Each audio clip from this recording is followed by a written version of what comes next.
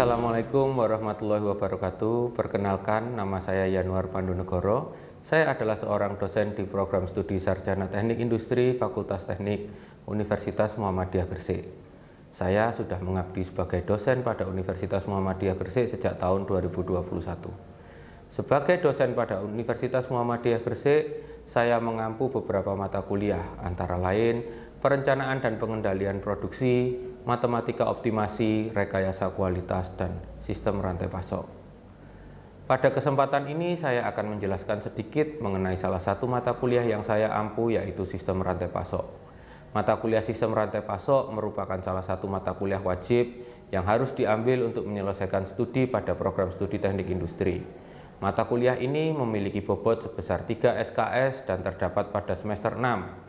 Untuk mengambil mata kuliah ini, mahasiswa harus sudah terlebih dahulu menyelesaikan atau lulus mata kuliah pengantar teknik industri dan perencanaan dan pengendalian produksi.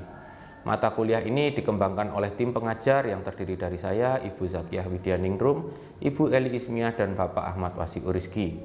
Mata kuliah ini mempelajari mengenai pendapatan terintegrasi untuk mengelola aliran bahan, informasi, dan dana, tidak hanya dari dalam satu perusahaan, tetapi dalam jaringan antar perusahaan yang terhubung, yang disebut sebagai rantai pasok, untuk mencapai posisi kompetitif di pasar. Dalam mata kuliah ini, mahasiswa akan mempelajari dan melakukan analisa pada berbagai konsep, metode, dan perangkat untuk mengukur aliran ketiga elemen di atas. Capaian pembelajaran dari mata kuliah ini adalah mampu menguasai prinsip dan teknik perancangan sistem terintegrasi dengan pendekatan sistem. Capaian pembelajaran mata kuliah ini adalah mahasiswa mampu memahami pendekatan terintegrasi untuk mengelola aliran bahan, informasi, dan dana, tidak hanya di dalam perusahaan internal, tapi dalam kelompok perusahaan yang terhubung dalam jaringan rantai pasok. CPMK ini dibagi menjadi beberapa sub CPMK, yaitu mahasiswa mampu menjelaskan peran supply chain management dalam mencapai daya saing dan berbagai strategi pengelolaan supply chain. Yang kedua, mahasiswa dapat menggunakan metode dan alat yang relevan untuk merancang rantai pasokan dan mampu menganalisa dampak berbagai desain terhadap kinerja rantai pasokan. Yang ketiga, mahasiswa dapat menggunakan berbagai metode dan alat untuk mengelola operasi rantai pasok, mulai dari permintaan, peramalan, hingga distribusi produk. Yang terakhir, mahasiswa mampu menjelaskan distorsi informasi dalam supply chain dan mengidentifikasi strategi untuk menguranginya dan mampu merancang pengukuran kinerja rantai pasok. Referensi yang saya gunakan dalam mata kuliah ini adalah Supply Chain Management yang ditulis oleh Bapak Sunil Chopra dan Mendel. Yang kedua adalah Supply Chain Management edisi ketiga yang ditulis oleh Bapak Inyoman Pujawan. Dan yang terakhir adalah Designing and Managing the Supply Chain yang ditulis oleh Bapak Levi Simci. Dalam proses pembelajaran, Universitas Muhammadiyah Gresik memiliki Learning Management System, yaitu SPADA, yang dapat diakses pada spada.umg.ac.id, di mana LMS tersebut digunakan sebagai sarana mengelola dan mendistribusikan materi perkuliahan serta sebagai tempat untuk mengumpulkan tugas.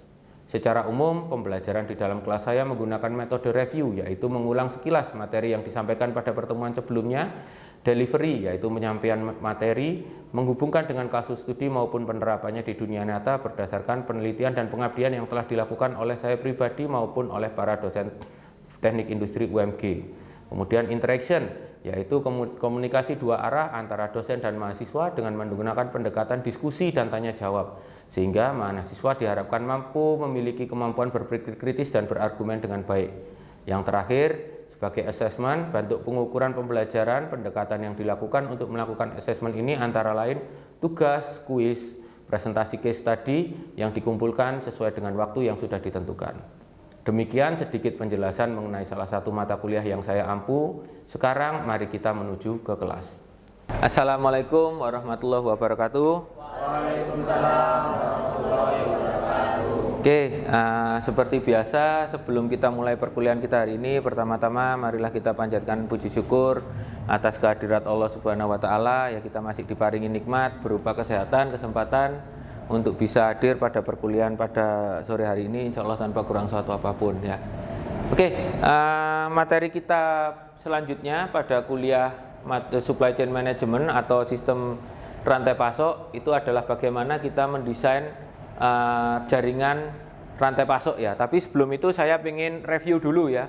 Review dulu pelajaran minggu-minggu kemarin. Ada yang masih ingat nggak? Ya, kita mungkin pertanyaan saya yang paling gampang lah. Terus bedanya supply chain sama supply chain management itu apa? Mungkin ada yang masih ingat. Silakan Mbak Zawa. Supply chain sendiri itu jaringan aliran barang, uang maupun informasi dari ekstraktor hingga ke konsumen, atau bisa kita sebut dari hulu hingga ke hilir. Sementara untuk supply chain manajemennya sendiri itu pengelolaannya Pak. Jadi kayak bagaimana cara mengelola jaringan aliran tersebut. Oke. Ya, tadi sudah disebutkan Mbak Zahwa ya, ada 3 aliran ya, aliran uang, aliran barang sama aliran informasi. Oke ya, itu materi-materi kita kemarin. Alhamdulillah kok masih ingat ya. Sekarang kita lanjutkan materi kita minggu ini ya, bagaimana kita mendesain jaringan rantai pasok ya. Nah, ini adalah pokok bahasan kita hari ini, dan setelah kelas ini diharapkan teman-teman itu sudah tahu ya, bisa membedakan ya model-model jaringan rantai pasok yang dipakai itu nanti seperti apa gitu ya. Terus kemudian tahu bagaimana strategi rantai pasok yang efisien dan yang responsif ya. Kita lanjutkan aja, kenapa kok kita harus merencanakan jaringan rantai pasok ya.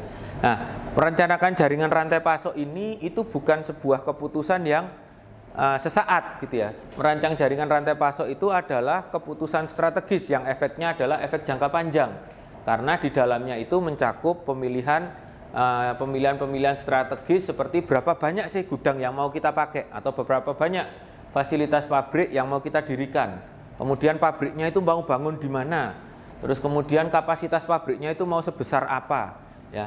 Itu adalah keputusan-keputusan strategis yang nggak bisa kita bikin keputusan itu hari ini mau bikin pabrik di mana, sudah setengah jalan tiba-tiba besok berubah pikiran ya. Sehingga untuk menentukan jaringan rantai pasok atau jaringan supply chain itu perlu dipertimbangkan matang-matang. Tujuan utamanya ketika kita merancang jaringan rantai pasok ya, itu adalah untuk memenuhi kebutuhan pelanggan yang biasanya selalu berubah gitu ya. Nah, jaringan rantai pasok yang baik itu harus mampu memberikan respon yang tinggi ya kepada permintaan konsumen, memberikan service level yang tinggi, dan dilakukan dengan biaya yang seefisien mungkin. Ya, itu adalah kenapa kok kita harus merancangkan jaringan rantai pasok gitu ya. Nah, umumnya ini jaringan rantai pasok itu dievaluasi secara bertahap, secara parsial. Ya, secara bertahap dalam waktu 5 sampai 10 tahun sekali kita lihat efisiensinya bagaimana. Apakah sudah ada pengembangan wilayah pemasarannya atau pola distribusinya berubah sehingga kita perlu untuk merubah jaringan rantai pasok kita. Ya. Sekali lagi sifatnya adalah strategis gitu ya. Nah, kemudian ada beberapa faktor yang harus diperhatikan ketika kita mendesain gitu ya, mendesain jaringan rantai pasok kita. Yang pertama kita lihat di situ ada namanya faktor strategi.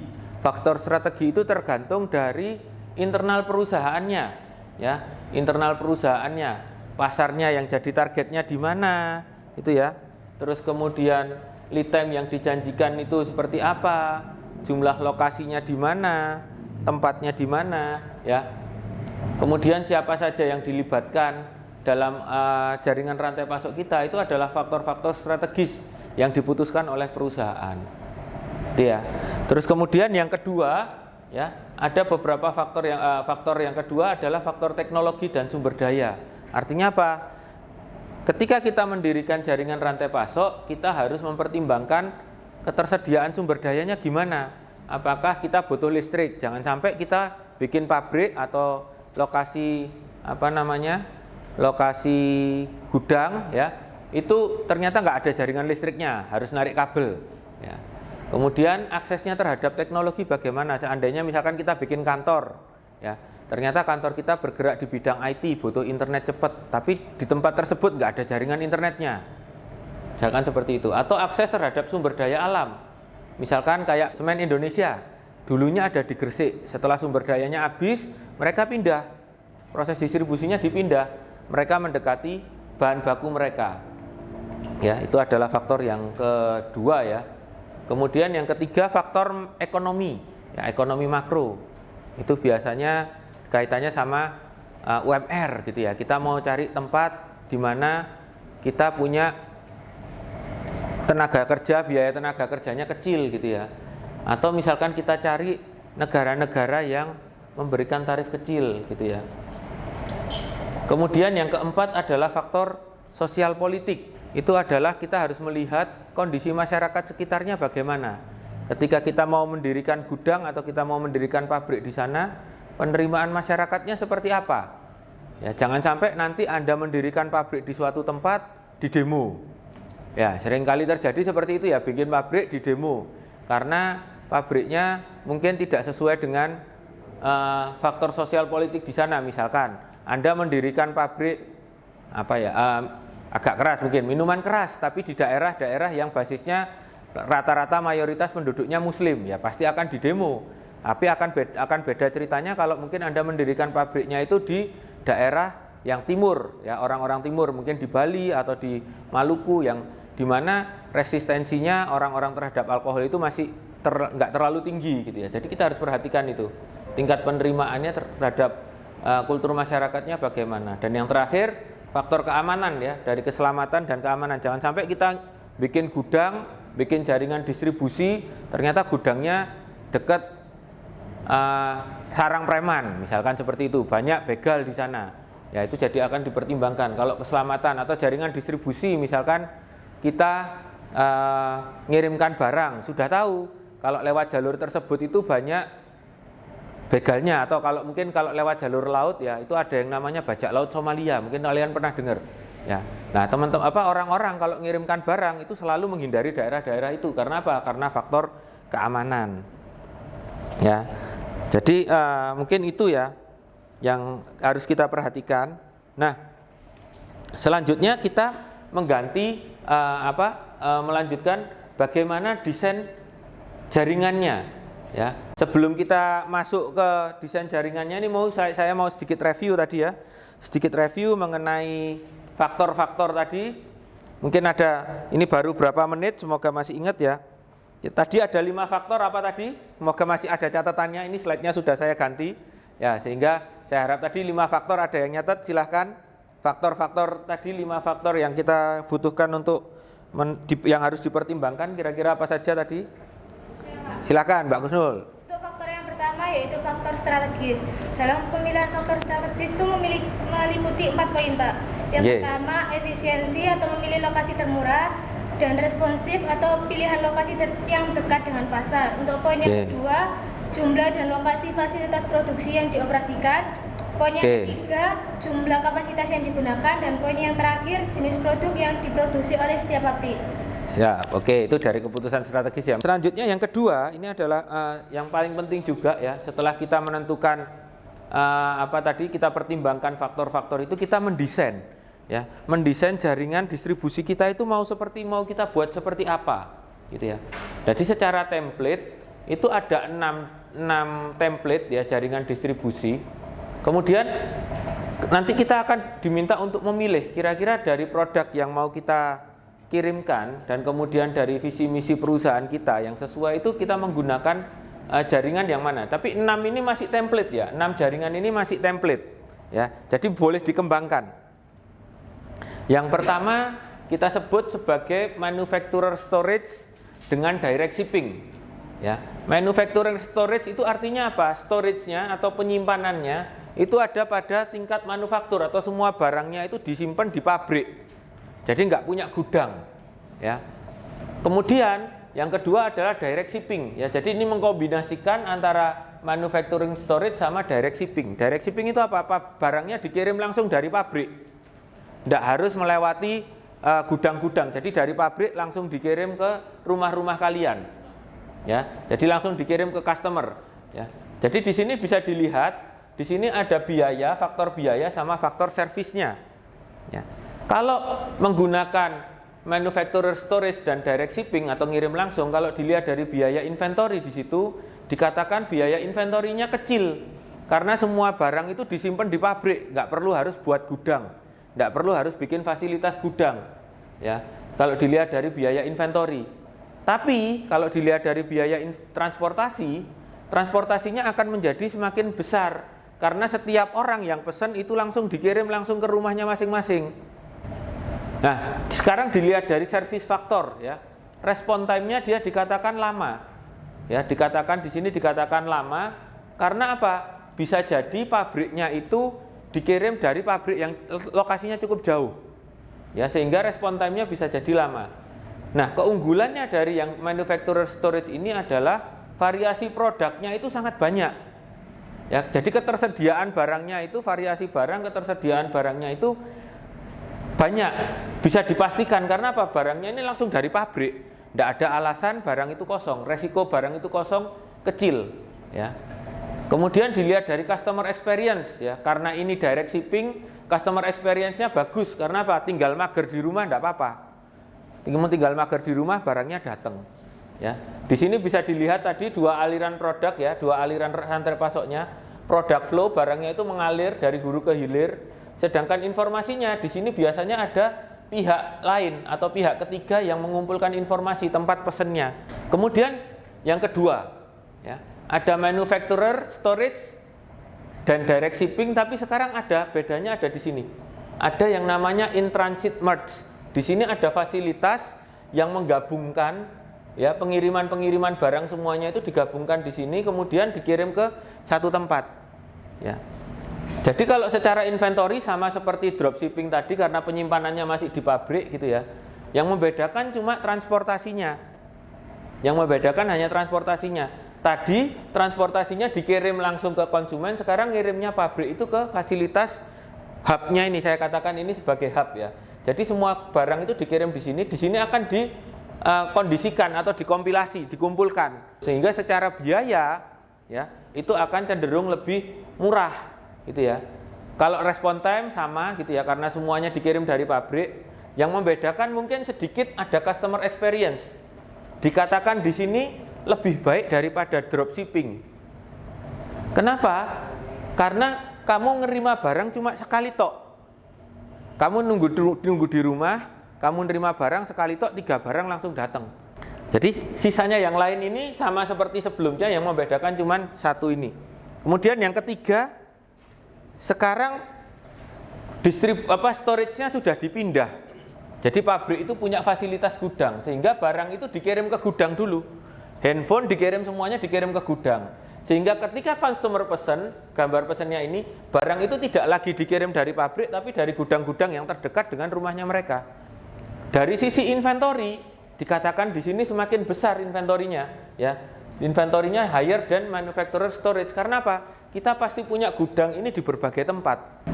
Akan tetapi dia punya respon time sama biaya transportasi yang lebih rendah. Ngirimnya cuma sekali ke sini.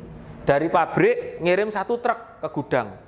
Ya, ngirim misalkan 1 truk isi 100 dikirim langsung ke gudang, terus nanti baru dikirim ke kecil-kecilnya ini. Ya. Dari biaya transportasi tentu lebih murah. Respon time-nya dikatakan di sini lebih cepat karena tadinya nggak harus nunggu barang kirim dari Jakarta.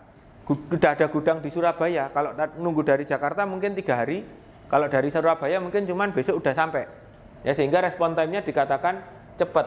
Tapi trade off-nya adalah variasi produknya jarang bisa dipastikan di sini pasti lebih kecil. Karena apa? Ada kalanya produk yang di sini habis dan belum disetok dari pabrik. Itu yang ketiga ya tadi ya. Kemudian yang keempat, sama masih ada pabriknya. Sekarang yang membedakan adalah pengirimannya. Kalau tadi pengirimannya itu dari rumah ke rumah, sekarang pengirimannya menggunakan sistem last mile atau milk run, atau seperti yang teman-teman alami sekarang pakai JNT. Ya, jadi JNT-nya itu dari gudang bawa barang muter ke rumahnya Mbak Deva, ke rumahnya Mbak Zahwa, habis itu ke rumahnya Mas Tajri, nanti itu motornya udah kosong, balik lagi dia ke gudang, nyari sekarang muter ke rumahnya yang lain. Ya, itu pakai namanya last mile delivery atau namanya milk run, gitu ya. Jadi dilihat di sini inventorinya ya sama lebih besar daripada distributor storage ya, karena inventorinya sekarang dibawa. Ya, biaya inventorinya dikatakan lebih besar karena apa? Inventorinya sekarang dibawa muter. Kalau tadi yang seperti ini, ya, kalau yang seperti ini tadi, inventorinya tidak dibawa muter. Mbak ngirim ke rumahnya Mbak Deva sendiri, ngirim ke rumahnya Mbak Zawa sendiri, ngirim ke rumahnya Mbak Kusnul sendiri. Artinya apa? Resikonya ini tidak besar. Kalau seandainya naudzubillah yang ngirim paket ke rumahnya Mbak Deva ini terjadi sesuatu, paketnya Mbak Zahwa sama paketnya Mbak Kusnul ini tidak kenapa-kenapa. Tapi kalau pakai sistem yang seperti ini, ngirim ke rumahnya Mbak Deva aman. Habis itu mau ngirim dari rumah Mbak Deva ke Mbak Zawa terjadi kecelakaan. Maka Mbak Kusnul juga akan terimbas. Sehingga dikatakan di sini inventorinya dia semakin besar. Tapi respon time-nya lebih cepat, gitu ya. Ketersediaan produknya bagaimana? Sama seperti yang sebelumnya karena semuanya barangnya di stok di sini, gitu ya. Kemudian yang kelima adalah sama seperti sebelumnya ada gudang, yang membedakan adalah sekarang konsumennya nggak lagi mager.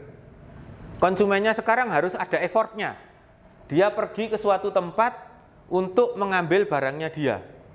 Ya, jadi barangnya itu dikirimkan ke suatu tempat tertentu. Nanti konsumennya nggak datang, nggak diantar ke rumahnya konsumen, tapi konsumennya pick up, mengambil barangnya itu di suatu tempat. Secara inventory hampir mirip dengan yang lainnya, tapi dari pabrik secara transportasi ini lebih rendah biayanya ya, lower. Karena apa? Barangnya nggak harus diputar ke konsumen. Jadi barangnya tetap di gudang, konsumennya yang harus punya effort. Sehingga di sini dikatakan customer experience-nya lebih rendah karena konsumennya sekarang harus datang ke tokonya. Ya, kalau yang lainnya relatif sama, gitu ya. Terus yang terakhir, ya, di sini ada retail, ya, ada retail with customer pickup. Jadi barangnya atau stoknya, inventorinya enggak lagi di gudang tapi di toko. Ya, jadi jauh lebih panjang lagi, didorong ke hilir lagi. Kalau tadi masih di gudang, sekarang inventorinya di toko. Ya. Kelebihannya yang ini cuman adalah pada transport time sama respon time. Respon time-nya cepat. Jadi di sini bisa dilihat di sini bisa Anda lihat perbedaan-perbedaannya ya, kelebihan dan kekurangannya ya. Nah, kemudian kalau diringkas, kalau dirangkum ya, perbandingan setiap networknya di situ bisa dilihat ada setiap jaringan itu punya kelebihan dan kekurangannya sendiri-sendiri dan punya peruntukannya sendiri-sendiri di sini. Ya. Nah, sekarang saya punya case study nih buat teman-teman ya. Silahkan dibagi menjadi kelompok ya. Punya pertanyaan gitu ya. Seandainya yang A ini yang kelompok pertama, kelompoknya Mas L sama Mas Agus. Kalau produknya itu bahan makanan segar, kira-kira jaringan yang mana yang cocok? Ya, kalau untuk kelompok A ya, tadi apa? Bahan makanan segar, oke.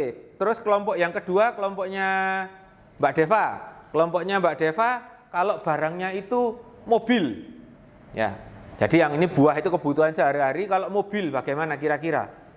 Kalau kelompok 3, kalau misalkan barangnya itu mesin pabrik gitu ya, mesin pabrik.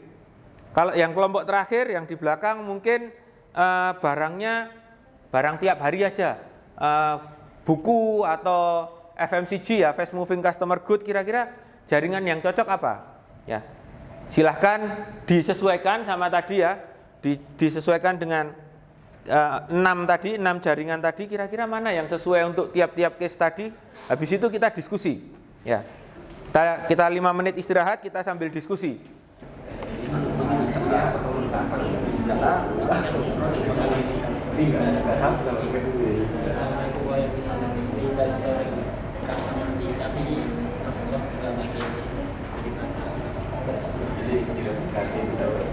Oke ya, 5 menit waktunya sudah habis ya, kita mulai dari kelompoknya Mas Agus dulu. Mungkin nanti dari teman-temannya yang lain boleh menambahkan ya. Kira-kira kalau tadi buah segar tadi, yang jaringan atau desain jaringannya yang paling cocok yang mana kira-kira Mas Agus? Untuk teman makanan segar kita memilih yang retail storage with customer pick up, Kak. Kenapa? Untuk ketahanan kan membutuhkan penyimpanan lokal dan pelanggan diharapkan untuk ketersediaannya segera gitu Pak. Jadi mengambil pesanannya secara langsung. Oke. Itu dengan mengambil di retail tersebut. Ya, jadi kita datang ke tukangnya ya. Jadi ke tukang sayurnya gitu ya. Jadi customer pick up ya. Sebelum kita lanjut, oke, ada Mbak Zawa. Kenapa Mbak? Ada yang mau didiskusikan bagaimana Mbak? Kalau untuk pakaian tuh kayak gimana sih Pak jaringannya Pak? Kalau pakaian ya, pakaian itu fashion ya Mbak ya. Fashion itu biasanya, kalau yang pengalaman saya, fashion itu biasanya kalau kamu beli baju bagaimana? Nah, retail ya. Karena apa? Karena konsumen itu pengen nyoba bajunya. fitnya itu cocok apa enggak. Kalau misalkan itu tadi dikirim dari pabrik, tiba-tiba nyampe ke rumah nggak cocok, mungkin kalau harganya mahal konsumen akan menyesal. Jadi kalau pakaian fashion gitu ya, itu kalau menurut saya yang paling cocok ya retail. Ya retail dan customer pick up, karena customernya harus datang nyoba bajunya sendiri cocok apa enggak gitu ya. Tapi kalau saya pribadi menurut saya yang paling cocok ya retail sama customer pick up, karena saya kembalikan lagi ke preferensi konsumennya bagaimana ya. Oke. Kalau gitu saya tutup ya dengan satu pertanyaan terakhir yang mungkin kita diskusikan gitu ya. Kita diskusikan ini satu kelas ya bersama-sama gitu ya. Silakan nanti kita diskusikan. Kalau misalkan saya sudah punya ya ini, saya sudah punya perusahaan itu pakai manufacturing storage. Jadi pabrik storage-nya itu saya simpan di pabrik. Kemudian barangnya itu langsung saya kirim direct shipping ke kalian. Tapi dalam pelaksanaannya setelah kita lakukan evaluasi gitu ya, ada beberapa poin yang dievaluasi. Antara lain biaya pengirimannya itu tinggi padahal pesanannya itu nggak banyak. Ya. Terus kemudian waktu kirim ke pelanggannya lama karena pabrik kita tempatnya jauh. Ya karena tadi efisien ya, kita cari pabrik efisien, saya cari pabrik yang di tempatnya itu jauh, harga tanahnya murah, tenaga kerjanya murah. Tapi efeknya apa? Pengirimannya ke konsumen jadi lama. Ya. Terus kemudian yang terakhir keandalan pengirimannya. Ini terjadi di terjadi di kita semua ya. Begitu ngirim barangnya rusak. Karena ngirimnya terlalu jauh, ngirimnya terlalu lama. Kira-kira kalau dievaluasi, perlukah saya untuk mengganti jaringan distribusi saya? Ya, tadi catatannya itu tadi ya, barangnya saya simpan di pabrik, saya kirim direct. Tapi saya dapat keluhan itu tadi.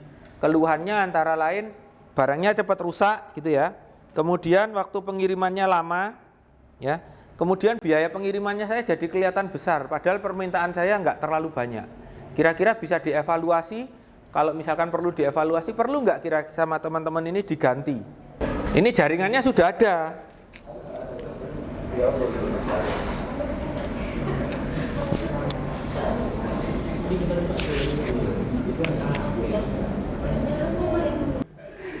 Silakan Mas. Gimana kalau menurut Mas Farizal? Baik, jadi menurut saya ya Pak ya, dari permasalahan yang dijelaskan Bapak tadi, jawabannya itu termasuk dalam jaringan retail storage with customer pick up, Pak. Jadi didorong ya, inventorinya nggak di pabrik tapi kita buat retail gitu ya, sehingga keluhan konsumennya bisa dikurangi ya. Manufacturer storage sama delivery ya, pakai delivery. Jadi pabrik langsung dikirimkan delivery ke carrier delivery ya, pakai carrier delivery tapi nggak di gudang ya, distributor ya. Jadi nggak di warehouse ya, di distributor ya. Nah, saya tidak bisa mengatakan mana yang baik, mana yang tidak, karena kita perlu untuk melakukan hal ini perlu kajian yang lebih mendalam, ya. Perlu kajian yang lebih mendalam karena pilihan yang terbaik itu kita harus mengetahui kesiapan pelanggannya itu bagaimana, terus distribusi geografinya bagaimana. Apakah kalau nganter terlalu jauh mendaki gunung lewati lembah ya nanti juga susah juga gitu ya. Jadi harus kita pertimbangkan banyak hal. Ya, sehingga itulah kenapa menentukan jaringan ini adalah keputusan yang kompleks yang nggak bisa diambil. Kalau bahasa Jawanya apa? Sakdek saknyet. Apa sakdek saknyet itu bahasanya apa? Sewaktu-waktu gitu ya, berubah-berubah gitu nggak boleh gitu ya. Jadi ini adalah keputusan strategis yang harus dipertimbangkan matang-matang. Ya, oke. Mungkin itu saja ya yang bisa saya sampaikan untuk pertemuan kita hari ini. Terima kasih atas diskusinya yang menarik. Mungkin itu saja, kurang lebihnya saya mohon maaf. Akhir kata, wabillahi taufik wal hidayah. Wassalamualaikum warahmatullahi wabarakatuh. Waalaikumsalam warahmatullahi wabarakatuh. Wis Mas, ngedite